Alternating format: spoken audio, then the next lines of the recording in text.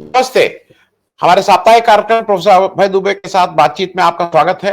कल रात में जो एक इंटरव्यू आया है सतपाल मलिक साहब का, करण थापर साहब ने वो इंटरव्यू वायर में पोस्ट किया और मुझे ऐसा लगता है कि जब उसके कंटेंट देखें तो हाल के दिनों में इससे ज्यादा विस्फोटक बात कोई नहीं कह सकता है।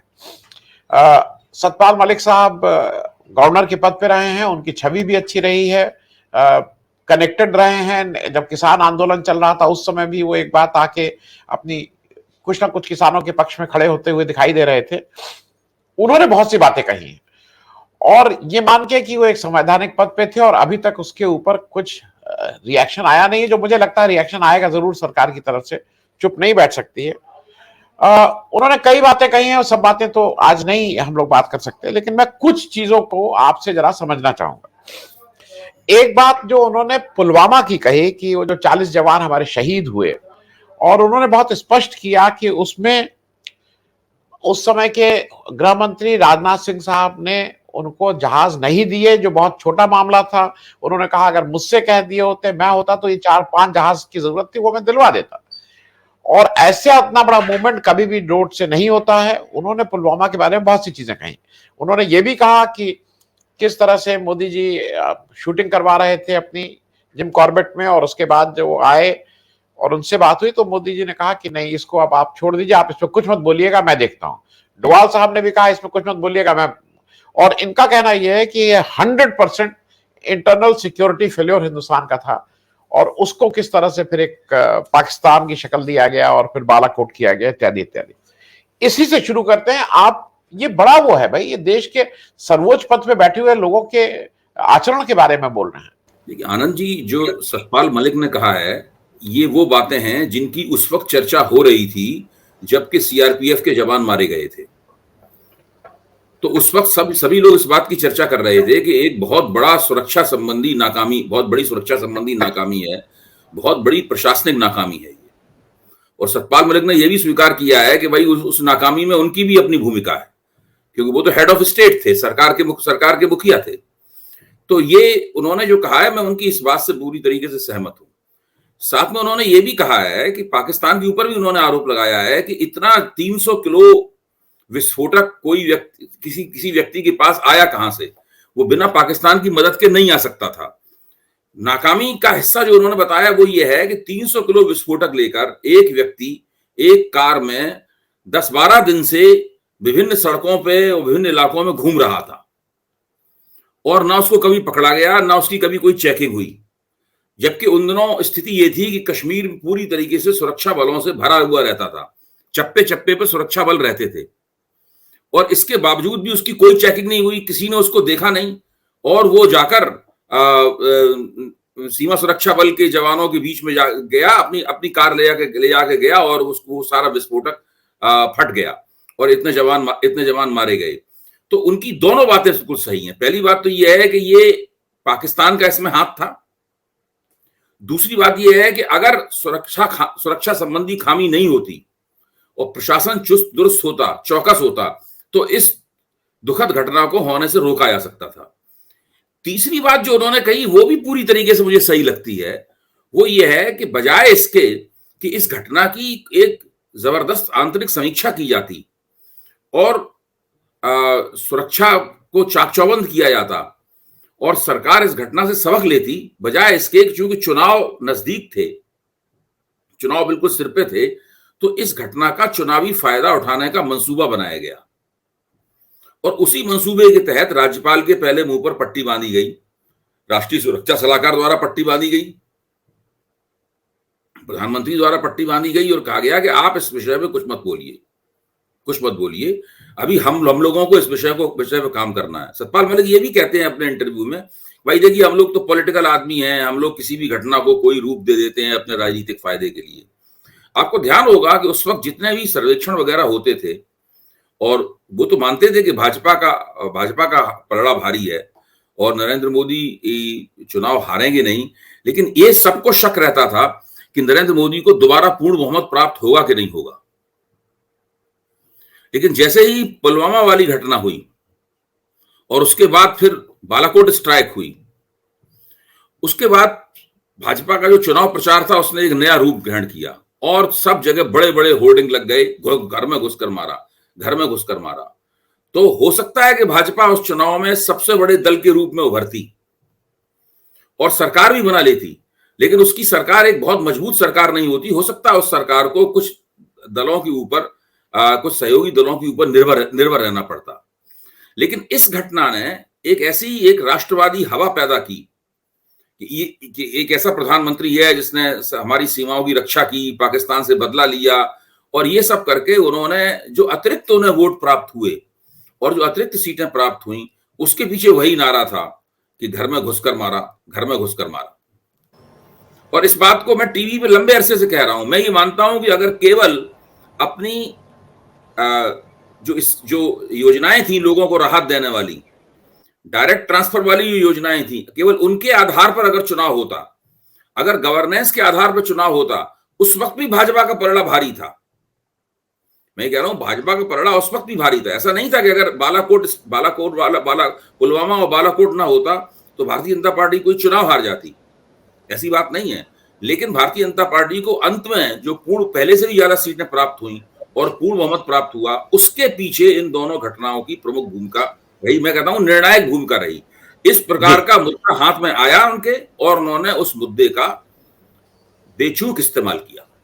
जी अभय जी, ये मैं भी उसके पहले मैंने भी समीक्षा की थी और मैं भी आपकी बात से, वो शायद भाजपा की जगह वो एनडीए की सरकार बनती, जो जिस तरह से पहले सरकारें चली, अटल जी ने चलाई हैं उस तरह की सरकार। ठीक है, मैं अब एक दूसरा प्रश्न, क्योंकि उसी से दो चीजें हैं और वो साफ साफ बिना, एक तो अच्छी बात यह कि सतपाल मलिक साहब ने कोई घुमा फिरा के आंसर नहीं दिया, उन्होंने बहुत स्ट्रेट आंसर दिए हैं। उन्होंने गोवा की बात बिल्कुल स्पष्ट शब्दों में कही है कि किस तरह से गोवा में बसों का वो होता था, चीफ मिनिस्टर के बारे में उन्होंने प्राइम मिनिस्टर से कहा। दूसरा, उन्होंने जितेंद्र सिंह का भी नाम लिया है कि जितेंद्र सिंह किस तरह से पीएमओ के माध्यम से ऑपरेट करते थे, और इन्होंने प्राइम मिनिस्टर से इन सब की बात कही। इनको गोवा से कैसे पैक करके राज्यपाल के रूप में इनको कैसे वहां से हटाया गया, ये सारी चीजें बोली है। इस पे तो एक मतलब आप बोलिए मत, वो अलग बात है, आप अडानी में मत बोलिए, आप किसी में, लेकिन एक as a nation, as a लोकतंत्र, हम लोगों को ये हक है पूछने का कि भाई ये जब हो रहा था तो आपका क्या उत्तर था। मैं सिर्फ इस पे पूछ रहा हूँ, वो जितेंद्र सिंह और गोवा वाली बात पे। देखिए, मैंने इस पूरे मसले को बहुत ध्यान से सुना है और ध्यान से सुनने के बाद मेरे ऊपर जो प्रतिक्रिया हुई है वो बहुत सीधी प्रतिक्रिया नहीं है। मैं ये मानता हूं कि कोई भी प्रधानमंत्री हो, कोई भी नेता हो, वो जीरो करप्शन सोसाइटी की कल्पना नहीं कर सकता। करप्शन समाज में होगा, गवर्नेंस के दौरान करप्शन होगा। इतना बड़ा देश है, इतने राज्य हैं, इतनी सरकारें हैं, एक खास तरह का ढांचा है। अमेरिका में भी भ्रष्टाचार होता है, ब्रिटेन में भी भ्रष्टाचार होता है, सब जगह भ्रष्टाचार होता है। राजनेता जो होता है वो ये देखता है कि कौन से भ्रष्टाचार से हमें नुकसान है और कौन से भ्रष्टाचार के प्रति हम आंखें बंद कर रख सकते हैं और कौन सा भ्रष्टाचार करवाना हमारे लिए जरूरी है। तो ये तीन बड़ी श्रेणियां हैं भ्रष्टाचार के सवाल पर। एक ऐसा भ्रष्टाचार जिसको सरकार फौरन रोकना चाहेगी क्योंकि उससे सरकार को और जनता के मन में सरकार की छवि खराब होती है। एक ऐसा भ्रष्टाचार जो कि सरकार जिसकी तरफ से आंखें बंद कर रखेगी क्योंकि उससे उसको कोई खास नुकसान नहीं होता और उसको कोई खास बड़ी समस्या नहीं पैदा होती। और एक ऐसा भ्रष्टाचार जो सरकार स्वयं प्रोत्साहित करती है और करवाती भी है। ये सब सरकारों में है। सवाल यह है कि कौन नेता इन तीनों श्रेणियों की सतर्कता से व्याख्या करता है और समझदारी उसके पास होती है और उसी के हिसाब से वो अपना पैंतरा तय करता है। तो वो जो उन्होंने कहा है, उनका जो केंद्रीय वाक्य है इस पूरे इंटरव्यू का कि भाई नरेंद्र मोदी को भ्रष्टाचार से बहुत नफरत नहीं, तो ये बात उनकी सही है और ये चीज हर नेता के ऊपर लागू होती है। चूंकि नरेंद्र मोदी इस वक्त प्रधानमंत्री हैं और भ्रष्टाचार के सवाल पर वो बहुत ज्यादा बोल रहे हैं और बार बार अपने आप को बहुत ही पाक साफ पेश करने की कोशिश कर रहे हैं, तो उस लिहाज से ये बहुत महत्वपूर्ण बात हो जाती है। जितेंद्र सिंह वाला मसला भी और गोवा वाला मसला भी दोनों बहुत महत्वपूर्ण हो जाता है। साथ में सतपाल मलिक ये भी कहते हैं कि शुरू में भ्रष्टाचार के मसले पर नरेंद्र मोदी ने हमारा समर्थन किया, लेकिन बाद में गोवा में जाके वो हमारा समर्थन करते हुए नहीं दिखे। तो आप देखिए यहां पर जो भ्रष्टाचार के सवाल पर नरेंद्र मोदी की जो छवि निकल कर आती है इस इंटरव्यू से, वो मिली जुली है। यानी कहीं तो वो भ्रष्टाचार रोकने के लिए राज्यपाल का समर्थन करते हैं और कहीं वो भ्रष्टाचार की तरफ से आंखें बंद करते हुए दिखाई पड़ते हैं और राज्यपाल से भी उम्मीद करते हैं कि वो भी अपनी आंखें बंद कर ले, और कहीं पे भ्रष्टाचार के सवाल पर वो राज्यपाल को आनन फानन में गोवा से हटाते हैं। जी जी यहाँ तक कि उनके विमान नहीं होता है तो एक छोटा सा विमान भेजकर सुबह चलते हैं, वो शाम को आते हैं। सब बहुत ही वो सूचना प्रधान और बड़ा मनोरंजक किस्म का उनका विवरण है। तो भ्रष्टाचार के प्रश्न की यही असलियत है। इसमें लफाजी कितनी भी की जाए, लफाजी जो आजकल हो रही है वो अलग बात है। जी, मैं एक चीज और कहूंगा, क्योंकि एक मेरे हिसाब से एक बड़ी बात और कही है जो हम लोग, देखिए ये अटकलें हम लोग लगाते थे, लेकिन कोई आपके पास आज तो आप ऑन रिकॉर्ड एक आदमी कह रहा है जो उन्होंने कहा है कि जब मैं प्रेसिडेंट से मेरा अपॉइंटमेंट था और फिर एकदम से सुबह फोन आया कि नहीं अपॉइंटमेंट कैंसिल, और ये कह रहे हैं कि प्रेसिडेंट के अपॉइंटमेंट जो करंट प्रेसिडेंट है वो पीएमओ फाइनल करता है, वो पीएमओ को लिस्ट जाती है। वो ये गंभीर आरोप है भाई, इस देश की संस्थाओं पे जो सर्वोच्च संस्था है उसमें गंभीर आरोप है। नहीं, बिल्कुल गंभीर आरोप हैं, लेकिन इन गंभीर आरोपों के ये गंभीर आरोप मेरे लिए नए नहीं है, और मैं ये कहूंगा ये आपके लिए भी नए नहीं है। ये किसी भी पत्रकार के लिए जो सार्वजनिक जीवन की थोड़ी भी जानकारी रखता है उसके लिए नए नहीं है। आप भारतीय जनता पार्टी के किसी भी प्रवक्ता से टीवी से हटकर अकेले में चाय पीजिए और उसके साथ बातचीत कीजिए, तो वो आपको कहेगा कि ऐसा कंट्रोल एंड कैप्चर हम लोगों ने कभी नहीं देखा। जिस तरीके से इस सरकार ने तमाम संस्थाओं को, तमाम संवैधानिक पदों को कंट्रोल और कैप्चर किया है, वैसा कभी भी नहीं हुआ है आज तक भारत के इतिहास में। हर नेता चाहता है कि परिस्थितियां पूरी तरह कमांड में रहे, बागडोर उसके हाथ में रहे, उसकी इजाजत के बिना एक पत्ता भी न खड़के। ये तो हर नेता चाहता है, लेकिन ये करने में ये सरकार कामयाब है। और जहां तक राष्ट्रपति के पद का सवाल है, राष्ट्रपति के पद की तो स्थिति इससे पहले जो राष्ट्रपति थे और अभी जो राष्ट्रपति हैं, ये दोनों राष्ट्रपति तो चुप रहने में माहिर हैं। ये तो मौनी राष्ट्रपति हैं। ये लोग देश की किसी भी समस्या पर ना बोलते हैं, ना किसी किस्म की इनके से आवाज आती है। वो तो एक शोभा प्रतिष्ठा की चीज है, सब जगह जाते हैं, उद्घाटन करते हैं, और जो भारतीय राज्य की जो शक्ति है वो राष्ट्रपति के जरिए अपने आप को व्यक्त करती है। लेकिन जैसा कि एक पुराने नेता कहा करते थे कि पहले राष्ट्रपति को माना जाता था कि राष्ट्रपति जो है वो रबर स्टैंप है, अब तो रबर स्टैंप को ही राष्ट्रपति बना देते हैं। हाँ, तो ये स्थिति है, और ये सरकार इस सरकार के हाथ में सब चीजें हैं और पूरी तरीके से सरकार का नियंत्रण है।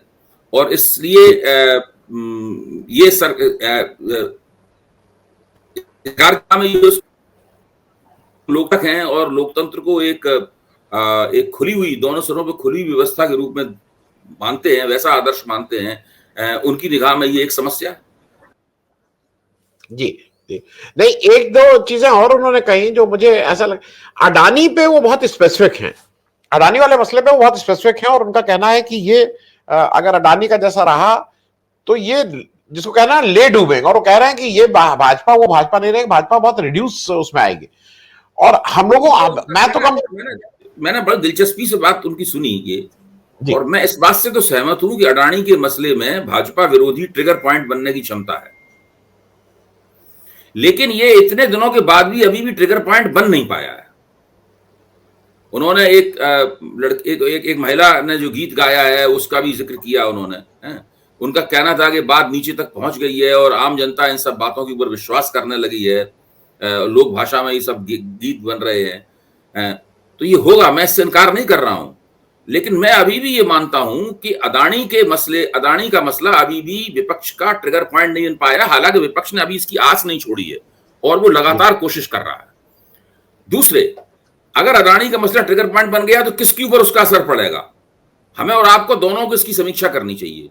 वो कौन सा हिस्सा है मतदाताओं का जो अडानी के मसले से प्रभावित होकर अपनी मतदान प्राथमिकताओं पर पुनर्विचार करेगा?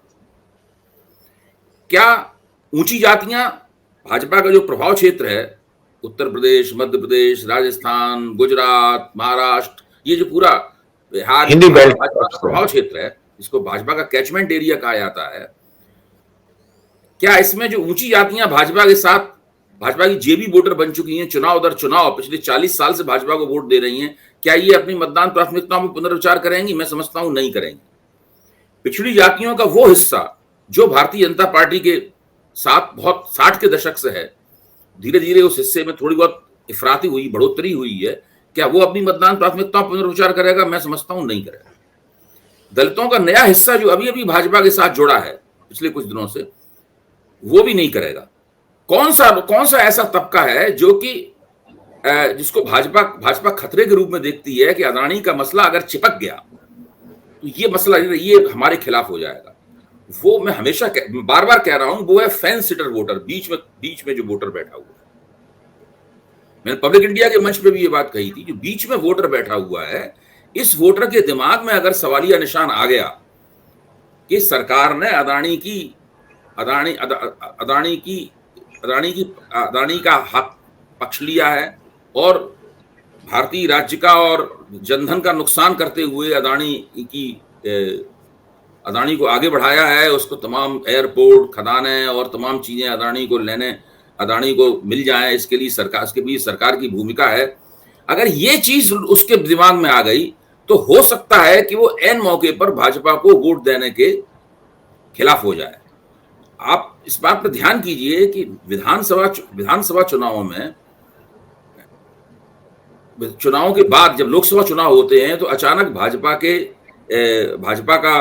के प्रभाव क्षेत्र में उसका जो वोटिंग प्रतिशत होता है वो बढ़ जाता है। वो इसीलिए बढ़ता है कि ये जो फेंस सिटर वोटर है, जो बीच में खड़ा हुआ वोटर है, ये वोटर भाजपा को वोट देने का निर्णय ले लेता है।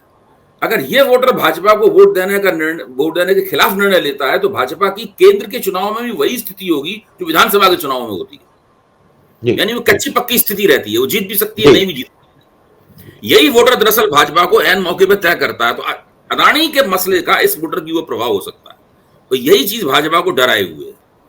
जी, मैं एक और क्योंकि इस इंटरव्यू की बात समाप्त करेंगे, एक चीज और, ये सतपाल मलिक साहब की टाइमिंग, उनका चॉइस ऑफ कहां पे इंटरव्यू देंगे, जो किसको देंगे, मेरे ख्याल में बहुत ही था। क्योंकि अगर वैसे देखिए तो वायर से बड़ा इस समय सोशल मीडिया प्लेटफॉर्म कोई नहीं है जिसकी रीच बहुत है।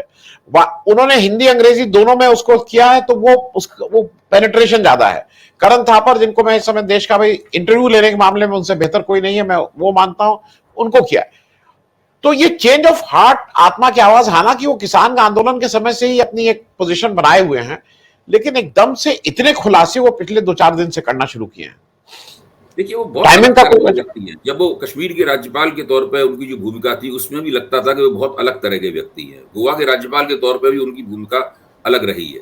तो वो तो मानना पड़ेगा कि वो साधारण राजनेता नहीं है, उनमें एक खास बात है और इस इंटरव्यू में साफ नजर आई। मुझे जो इंटरव्यू में उनकी जो राजनीति लगी, मैं उसके बारे में आपसे कुछ चर्चा करना चाहता हूं। वो ये है कि इस इंटरव्यू में वो अमित शाह और नरेंद्र मोदी को एक दूसरे के खिलाफ प्ले कर रहे हैं और बड़ी खूबी के साथ प्ले कर रहे हैं, और वो अमित शाह के पक्ष में खड़े हुए हैं। नरेंद्र मोदी के पक्ष में उतने नहीं है जितने अमित शाह के पक्ष में खड़े हुए हैं। इसीलिए अमित शाह को नरेंद्र मोदी के साथ संबंधों में कहीं कोई नुकसान न हो जाए, इसलिए उन्होंने अपनी एक पिछली बात वापस भी ले ली। हाँ, उन्होंने ये भी वापस ले लिया। उन्होंने कहा था ना कि ये इसकी अकल मारी गई है। हाँ। अमित शाह उन्होंने कहते हुए उनके एक वक्तव्य में आया था कि अमित शाह ने उनसे कहा बातचीत में नरेंद्र मोदी के बारे में कि इसकी अकल मारी गई है। उन्होंने इस बात को वापस ले लिया कि अमित शाह ने ऐसा कभी नहीं कहा। ऐसा उन्होंने पहली बार किया है और वो बात काफी पहले कही गई थी जी। इस पूरे बीच में कहीं ना कहीं से उनको ये संदेश प्राप्त हुआ होगा कि भाई ये बात ठीक नहीं हुई, इस बात को आप वापस लीजिए। तो ये, और कई कश्मीर के मसले पर, दूसरे मसलों पर वो कहते हैं कि इस सवाल पर अमित शाह ने तो कार्रवाई की, नरेंद्र मोदी ने इस पर कोई कार्रवाई नहीं की। फिर वो ये भी कहते हैं कि नरेंद्र मोदी काफी इल इन्फॉर्म किस्म के प्रधानमंत्री हैं। जब भी मैं उनसे मिला, मेरे ऊपर छवि पड़ी तो इल इन्फॉर्म किस्म के प्रधानमंत्री हैं। तो मस्ती में है, हाँ, मस्त रहते हैं, अपने सत्ता का भोग कर रहे हैं, मतलब कहने का उनका मतलब ये है। तो भाई मैं मानता हूं कि नरेंद्र मोदी एक राजनीतिक प्रधानमंत्री हैं। हर प्रधानमंत्री एक राजनीतिक प्रधानमंत्री होता है। हर विषय और हर समस्या पर उसको महारत भी नहीं होती, उसके पास विश्वस्त सलाहकारों का एक दल होता है जो एक्सपर्ट होता है और उसको अपनी विशेषज्ञता के आधार पर प्रधानमंत्री को राय देता है।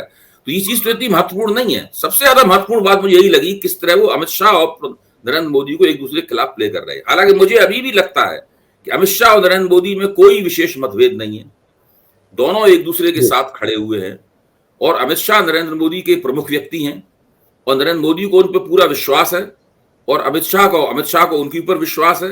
ये जैसा कि एक बार अरुण शौरी ने कहा था कि ये 2 या 2.5 लोगों की सरकार है, तो जो 2 लोग हैं मतलब उनमें 2 लोग ये हैं, अमित शाह और नरेंद्र मोदी। तो ये, और जिस तरह से अमित शाह नरेंद्र मोदी के प्रति अपनी निष्ठा सार्वजनिक रूप से व्यक्त करते हैं, उनका हाथ लेते हैं, उनका हाथ चूमते हैं, सार्वजनिक रूप से दिखाया गया है, वो बिल्कुल पुराने जमाने की याद आती है जबकि राजाओं का हाथ लोग अपनी वफादारी दिखाने के लिए घुटने के बल बैठकर चूमते थे। तो इसमें अमित शाह घुटने के बल जरूर नहीं बैठे होते हैं, लेकिन हाथ चूमकर अपने नेता की प्रति वफादारी दिखाने का एकमात्र उदाहरण लोकतांत्रिक राजनीति में ये मैंने पहली और आखिरी बार देखा है। अभी तक मैंने और किसी व्यक्ति को इस तरीके से अपने नेता के प्रति निष्ठा दिखाते हुए, हिंदुस्तान में परंपरा पैर छूने की है, लेकिन ये विशेष रूप से यूरोपीय तरीका है, इसके अंदर हाथ चूम के ये हिस्सा चूमकर अपनी निष्ठा दिखाई जाती है। तो ये मेरे ख्याल से वो जरूर भले ही नरेंद्र मोदी और अमित शाह को एक दूसरे के खिलाफ प्ले कर रहे हो, लेकिन ऐसा है नहीं। जी, मैं अब थोड़ा सा एक और बहुत इंपॉर्टेंट हुआ और इस चर्चा की वजह से वो शायद हम उसको इस हाफ में बात कर रहे हैं। अरविंद केजरीवाल साहब को नोटिस आता है और एक आवरण ये दिखाया जा रहा है कि भ्रष्टाचार के अगेंस्ट लड़ाई है, लेकिन साफ जो मुझे समझ में आ रहा है कि वो जो विपक्षी लग रहा है कि एक जगह इकट्ठा हो रहे हैं, कुछ बातचीत शुरू हो रही है, मुझे लगता है उसको रोकने का एक तरह से काम है। कल उनको एक खामखा के केस में गोवा से एक नोटिस आया है कि उन्होंने कहीं किस दीवार पे पोस्टर चिपकाया है उसके लिए, और मतलब उनकी पार्टी ने, उन्होंने क्या चिपकाया, और यहाँ पे आया है कि ये जो एक्साइज है जिसके लिए मनीष सिसोदिया ऑलरेडी अंदर है, आप चीफ मिनिस्टर हैं इसलिए आपके लिए, इस पे जरा एक टिप्पणी चाहता हूँ। ये क्यों हो रहा है? भ्रष्टाचार के खिलाफ लड़ाई की विपक्ष? एक बहुत दिलचस्प चीज की तरफ मैं आपका ध्यान खींचूंगा, वो ये है, कल जब अरविंद केजरीवाल को नोटिस आ गया कि उन्हें इतवार को सीबीआई के सामने पेश करना है, तो जाहिर है कि टीवी चैनलों में विस्फोट सा हुआ और उसके बाद सभी एंकर जो है यही चर्चा करने लगे। तो आज तक पर अंजना ओम कश्यप एंकर हैं, मशहूर एंकर हैं, और उन्होंने मनोज तिवारी से बातचीत की इस सवाल के ऊपर। तो मनोज तिवारी ने उन्हें बताया कि ये तो पहले से तय था और ऐसा तो होना ही था, और उन्होंने कुछ इस तरह की तथ्य दिए। उन्होंने उन तथ्यों को मैं यहाँ उल्लेख नहीं करूंगा क्योंकि वो तो मनोज तिवारी के दिए हुए तथ्य हैं, मेरा उन तथ्यों से कोई वास्ता नहीं है। तो जो उन तथ्यों को सुन के अंजना ओम कश्यप भी अचंभे में रह गई। उन्होंने कहा ये बात तो हमें भी नहीं पता है, आपको ये बात कैसे पता लग गई? तो उन्होंने कहा नहीं, आप विश्वास कीजिए, बिल्कुल मेरी बात पे यकीन कीजिए, मुझे ये बात पता है और पहले से सार्वजनिक जीवन में बात है, मैंने भी आज तक उस बात को नहीं पढ़ा था। रोज 10 अखबार पढ़ता हूं मैं सवेरे उठकर, मैंने तो कभी वो बात पढ़ी नहीं। टीवी पे रहता हूं, सोशल मीडिया पे बोलता रहता हूं, कभी बात सामने नहीं आई। ऐसा क्यों होता है कि जो सीबीआई और इन्फोर्समेंट डायरेक्टरेट करने वाली है उसका भाजपा नेताओं को पहले से पता लग जाता है और मीडिया से भी ज्यादा उसके बारे में उन्हें जानकारी होती है? ये बात बताती है कि ये कुछ एक पूरा पैकेज है। कम से कम कल वाला जो आज तक के ऊपर ये घटित हुआ, उससे तो मुझे पूरा यकीन हो गया है कि किस तरह राजनीतिक मकसदों से सीबीआई का और इन्फोर्समेंट डायरेक्टरेट का इस्तेमाल हो रहा है। यानी सीबीआई और इन्फोर्समेंट डायरेक्टरेट जो करने वाली है और उसकी चार्जशीट में क्या है और उससे किस व्यक्ति ने किस कॉन्फ्रेंस में, फेसबुक कॉन्फ्रेंस में क्या कहा क्या नहीं कहा, इसकी जानकारी जो मीडिया को भी नहीं होती है वो भाजपा के नेताओं को होती है। जी जी। तो ये इस बात का प्रमाण है कि ये मसला दरअसल किस किस्म का है। जी नहीं, ये भी प्रमाण है कि कॉन्स्पिरेसी है, लेकिन एक चीज ये है कि अरविंद केजरीवाल या विपक्ष को एक मैसेज दिया जा रहा है। आज मनोज झा जी का एक ट्वीट भी आया है, उनका कहना है, एक बाइट दिया उन्होंने मतलब उस पे, और वो साफ साफ कह रहे हैं कि आप ये एक एक करके पकड़ना बंद करिए विपक्षी नेताओं को, सबको एक साथ पकड़िए, गैस चैम्बर में डाल के खत्म करिए छुट्टी। वो काहे के लिए आप इतना कष्ट कर रहे हैं? मैं दूसरी बात पे आ रहा हूं, अरविंद केजरीवाल के साथ किया, उधर राहुल गांधी का जो केस सूरत में चल रहा है उससे ऐसा लगता है कि अब राहुल गांधी को जेल जाना होगा। मैं इसलिए बता रहा हूं कि जो जज साहब उसको सुन रहे हैं वो अमित शाह साहब के वकील रहे हैं 2006 से 2014 तक, और उन्होंने बहुत काबिल वकील रहे। उन्होंने 302 के मुकदमे में मतलब जो जिसमें अमित शाह उसमें अक्यूज थे, उनको एक बार भी अदालत ने आने दिया, एक बार भी अपीयरेंस नहीं हुई, एक भी गवाही नहीं हुई और उनको डिस्चार्ज करा ले गए। तो इसका मतलब वो आला दर्जे के वकील थे। अब वही साहब जज हो गए हैं। 20 तारीख को अगर वो फैसला जो उन्होंने रिजर्व कर लिया है, और जैसी उम्मीद है कि वो फैसला शायद इनको राहत ना मिले, तो उस दिन राहुल गांधी को तुरंत जेल जाना होगा, क्योंकि वो है। अब इन सारी चीजों में एक तरफ अरविंद केजरीवाल के बारे में भी अटकल यही कि जेल ये भी जा रहे हैं। इस पे एक जरा मैं आपका, क्योंकि अगर आप सबको एक एक करके जेल भेज रहे हैं तो क्या विपक्ष डर के बैठ जाएगा, लोग डर जाएंगे, कोई बोलेगा नहीं? नहीं, इसमें तो मुझे कोई शक ही नहीं है कि भाजपा की जो चुनावी नीति है, पिछली बार जो काम उन्होंने पुलवामा और बालाकोट से लिया था, इस बार वो काम भ्रष्टाचार के मुद्दे से लेना चाहते हैं।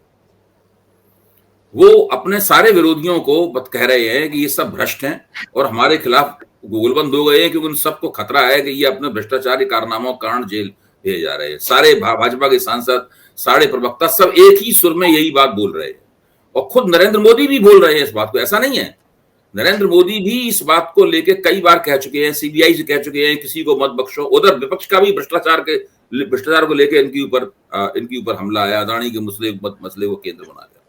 तो ये तो विपक्ष तो केवल मुंह जबानी आरोप लगा सकता है, लेकिन सरकार तो केवल आरोप नहीं लगाएगी, सरकार तो बाकायदा काम करते हुए दिखेगी। अगर सरकार केवल आरोप लगाएगी तो उससे पूछा जाएगा कि आप टीवी पे इतनी कलाबाजियां खा रहे हैं, आप एफआईआर क्यों नहीं दर्ज कराते, इन लोगों की गिरफ्तारियां क्यों नहीं करते? तो सरकार वो करने में जुट गई है जी। वो संदेह करती है और गिरफ्तारियां करती है, और सीबीआई बुलाती है, बुलाते बुलाते पता नहीं, हो सकता है पहली बार में ना गिरफ्तार करे, दूसरी तीसरी बार बुलाएगी तो उसके बाद शाम को कह देगी हमने गिरफ्तार कर लिया है, क्योंकि हमारे पास पूरे प्रमाण है। तो ये सब पूरा मामला चल रहा है, और कुछ भी हो सकता है, किसी को भी जेल भेजा जा सकता है, किसी को भी पकड़ा जा सकता है, और हो सकता है कि जब तक लोकसभा चुनाव आए ये सब लोग एक एक बार जेल जा चुके हों, सारे के सारे लोग जमानत पर हों। जब ये सारे जमानत पर होंगे तब मंच से काफी जोर से ऊंची आवाज में भुजा उठा के कहा जाएगा ये सारे के सारे लोग भ्रष्टाचारी हैं, सब पर भ्रष्टाचार के मुकदमे चल रहे हैं, सबके सब जेल जा चुके हैं, सब जमानत पर छूटे हुए, और इस तरह करके अपने पक्ष में माहौल बनाया जाएगा। और इस लिहाज से सतपाल मलिक का जो इंटरव्यू है, इसमें वो कह रहे हैं कि नरेंद्र मोदी को भ्रष्टाचार से बहुत कोई ज्यादा नफरत नहीं है, इस लिहाज से ज्यादा मानीखेज हो जाता है। जी जी जी। मैं एक छोटा सा प्रश्न और है। नीतीश जी ने एक पहल की और उन्होंने आके वो सारे दल जिससे कांग्रेस को डायरेक्ट बात नहीं हो रही थी, जिनका कांग्रेस के प्रति कोई रिजर्वेशन था, चाहे वो आम आदमी पार्टी हो, चाहे वो ममता बनर्जी की पार्टी हो, अखिलेश यादव हो, सब लोगों से नीतीश ने वो 6 दलों की जिम्मेदारी अपने ऊपर ली है। एक इनिशिएटिव बड़ा किया है, जाके अरविंद केजरीवाल से मिले, उन्होंने ऑन कैमरा कहा कि नहीं अब हम इनके साथ हैं। दूसरी तरफ शरद पवार जी साहब ने एक अजीब सा, मतलब उन्होंने कुछ एक अजीब सा इंटरव्यू एनडीटीवी पे देते हैं, फिर रिट्रैक्ट करते हैं, फिर आ जाते हैं, और उधर अजीत पवार लग रहा है कि वो तो बीजेपी ज्वाइन कर लेंगे। मैं दोनों लोगों के, नीतीश कुमार का कद बढ़ रहा है और शरद पवार थोड़ा कहीं ना कहीं अपना ग्राउंड काफी कुछ लूज किए हैं, जो अभी तक उनकी एक इमेज थी। मुझे शरद पवार जो कह रहे हैं और जिस तरीके से वो इंटरव्यू दे रहे हैं, फिर दूसरी बात कर रहे हैं, फिर सफाई देते हुए नजर आते हैं, तो मुझे उस पर ताज्जुब है कि वो ऐसा क्यों कर रहे हैं, क्योंकि ऐसा करने की उन्हें कोई आवश्यकता नहीं है। जब तक कोई ना कोई बड़ी मजबूरी होगी उनकी जिसकी वजह से वो ऐसा कर रहे हैं, ऐसा कहने की उन्हें क्या जरूरत थी कि अदानी का मसला कोई खास महत्वपूर्ण मसला नहीं है। उन्हें ये कहने की क्या जरूरत थी कि संयुक्त, क्या वो हम और आप ज्यादा जानते हैं शरद पवार से संयुक्त संसदीय समिति का राजनीतिक महत्व क्या होता है? वो तो हम लोग वो हमसे ज्यादा जानते हैं, उनसे ज्यादा होशियार व्यक्ति तो कोई है नहीं हिंदुस्तान में। इसका मतलब है कोई ना कोई एक ऐसी मजबूरी जरूर है जिसको हम लोग नहीं समझ पा रहे हैं, और वो मजबूरी क्या है, कहां पे उनका हाथ पत्थर के नीचे दबा हुआ है, जिसको वो आहिस्ते से निकालना चाहते हैं, ये धीरे धीरे करके खुल के बात सामने आएगी। क्योंकि जब शरद पवार ने ये बात कही थी तो फिर मुझे इसमें ताज्जुब हुआ था, क्योंकि शरद पवार ही इस बात को कह रहे हैं, शिवसेना इसकी समर्थक नहीं है जी। शिवसेना ने फौरन कहा कि नहीं, संयुक्त संसदीय समिति आवश्यक है, हम कांग्रेस के साथ हैं इस मसले के ऊपर। तो शरद पवार की उतनी तक भूमिका तो ठीक थी जब उन्होंने राहुल गांधी से कहा था कि सावरकर के मसले को ज्यादा तूल न दें, इसका कोई बहुत राष्ट्रीय महत्व नहीं है, इसको मसले को ज्यादा तूल न दें, महाराष्ट्र के लिए इसका महत्व है, बाकी राष्ट्रीय महत्व नहीं। ये तो बात उनकी ठीक थी। वहां तक मुझे लगा कि वो एक बुजुर्ग राजनेता की सलाह थी कि भाई इस मसले संतुलित हो गए, सारी बातें सोच समझ के उठाई हैं। उसके बाद जब वो जितना बोले हैं वो थोड़ा चकरा देने वाला है और उसका भी कारण समझ में नहीं आया है। जी अबे जी, एक चीज और प्रश्न, ये जो कर्नाटक में अभी हो रहा है वो हम लोग पहले भी किए हैं, वो एडवांटेज कांग्रेस के से ज्यादा बीजेपी जो अंदर की लड़ाई है और उसका जो कंट्रडिक्शंस है उसमें मुझे लग रहा है कि बीजेपी प्रतिदिन अपना लूज कुछ ना कुछ कर रही है। अब येदियुरप्पा कह रहे हैं कि नहीं नहीं हिंदू मुस्लिम को भाई की तरह रहना चाहिए, मैं कभी हिजाब और इसका नहीं वो हूं, मतलब वहां एक कंट्रडिक्शन है, उनके जो पुराने लोग हैं वो छोड़ के आ रहे हैं इधर उधर। आपको Karnataka election as on date कहां पे खड़ा हुआ दिखाई दे रहा है? भाई अभी तो बिल्कुल कांग्रेस का पलड़ा बहुत भारी है। अब एक डिप्टी चीफ मिनिस्टर भी आ गए हैं और वो पूरा जो परिस्थिति है कर्नाटक की, जब से ही भाजपा ने अपने उम्मीदवारों की सूची जारी की है, भाजपा के अंदर जो घमासान मचा हुआ है, कांग्रेस के अंदर तो उस तरह की कोई समस्या नहीं है। तो कांग्रेस एकताबद्ध दिखाई पड़ रही है, भाजपा बटी हुई दिखाई पड़ रही है। भाजपा के खिलाफ भ्रष्टाचार का आरोप बिल्कुल चिपका हुआ है। मैं जानना ये चाहता हूं, मेरी दिलचस्पी इस बात में है कि नरेंद्र मोदी कौन सी बात कहते हैं मंच पर खड़े होकर। अगर नरेंद्र मोदी में भ्रष्टाचार का सवाल उठाते हैं वहां जाकर कि सारे विपक्ष के नेता भ्रष्ट हैं, और कांग्रेस का इनके ऊपर यही आरोप है, तो जनता किसकी बात पे यकीन करती है? मतलब कर्नाटक से एक पैटर्न समझ में आएगा। विपक्ष जो भाजपा पर आरोप लगा रहा है, नरेंद्र मोदी पर आरोप लगा रहा है भ्रष्ट का, वो जनता मानती है, या नरेंद्र मोदी विपक्ष के ऊपर जो भ्रष्टाचार का आरोप लगा रहे हैं वो जनता मानती है? तो इस वक्त सांगठनिक रूप से भी कांग्रेस कर्नाटक में मजबूत है, उसका ज्यादा इलाकों में काम है, और कांग्रेस 2 बार पूर्ण बहुमत ला चुकी है, और भाजपा को आज तक कर्नाटक में कभी पूर्ण बहुमत प्राप्त नहीं हुआ है। तो जो स्थिति है उसमें मुझे लगता है कि कांग्रेस को ये चुनाव अच्छी तरीके से जीतना चाहिए, और ये कांग्रेस के हित में होगा, लोकतंत्र के हित में होगा, और इससे 2024 के चुनाव के लिए विपक्ष अच्छी पेशबंदी कर पाएगा।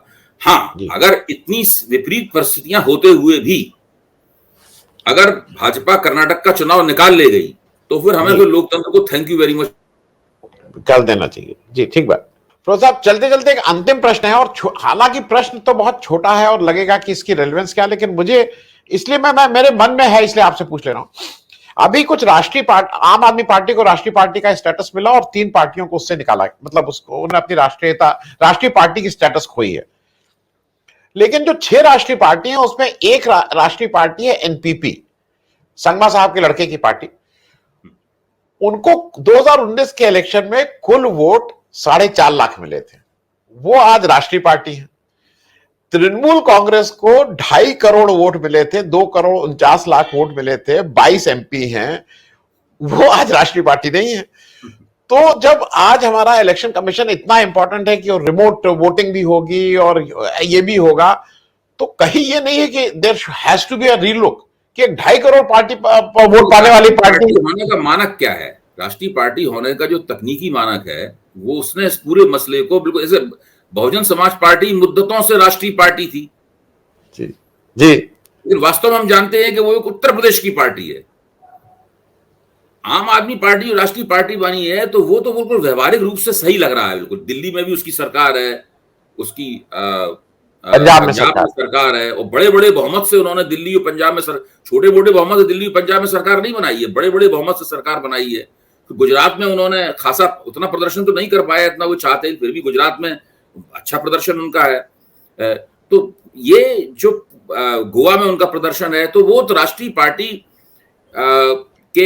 की जो तकनीकी आवश्यकताएं हैं व्यवहारिक रूप से देखा जाए उससे भी ज्यादा आगे बढ़े हुए हैं।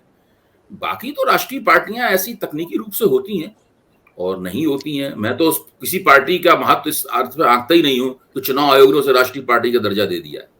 जी जी, बहुत बहुत धन्यवाद प्रोफेसर साहब, क्योंकि अब तो चीजें इस रफ्तार से चल रही कि एक हफ्ते में बहुत सी चीजें समेटने में भी दिक्कत होती है। थैंक यू सो मच, बहुत बहुत धन्यवाद।